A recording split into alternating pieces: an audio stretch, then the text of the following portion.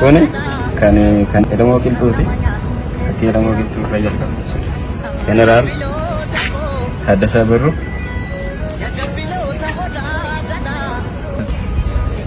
Jeneraal Waaqoo Guutuuti. Baaroo Tumsaa. Kaarraa Abbaa Gadaa. Hayilee Fidaa.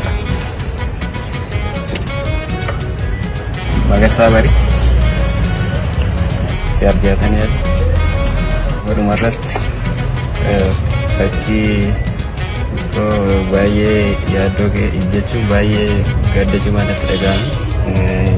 Hacaaluu of keessa dhabuu keenya. Hacaaluu Hundeessaafi. Akkuma irratti immoo egaa goota koo kanaan hedduu dinqisiifadhuu fi hedduu jaaladhuudha. Jawaar Mohaammed qabsaa'aa ilmaan Oromoo ilmaan biyya kana sun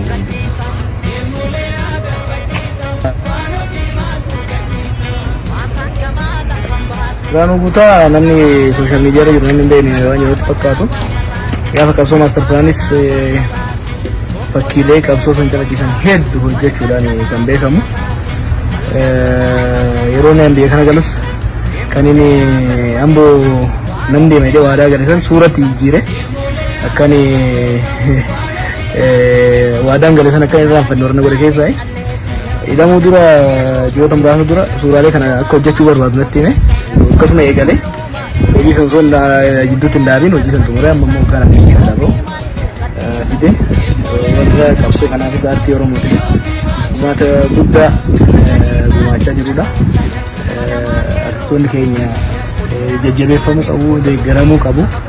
Seenaa keenyas, aadaa keenyas, afaan keenyas, eenyummaa keenyas akka guddifnuuf qabsoo keenyatti ibsinuuf waan gargaaraniif jajjabeeffamuu qabu. Kanaafuu jabaaduu fi jedhama.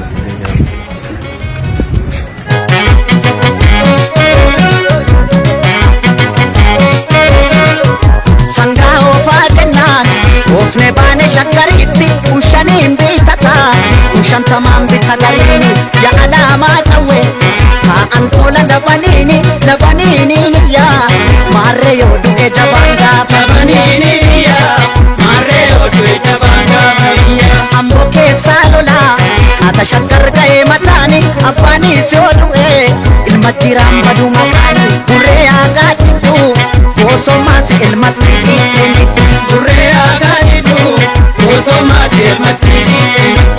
Yandaan koo nuugi jimmaata imimmaan koo turii shittaa ta'u. Yandaan koo nuugi jimmaata imimmaan koo turii shittaa ta'u. Angoo gubbaa yaabaadha goodarree yaabaadha goodarree wallaggarraan yaabaadha goodarree arsi gubbaa yaabaadha goodarree yaabaadha goodarree sololoorraan yaabaadha goodarree sumaftiin koo yaabala goofare yaabala goofa essa jirta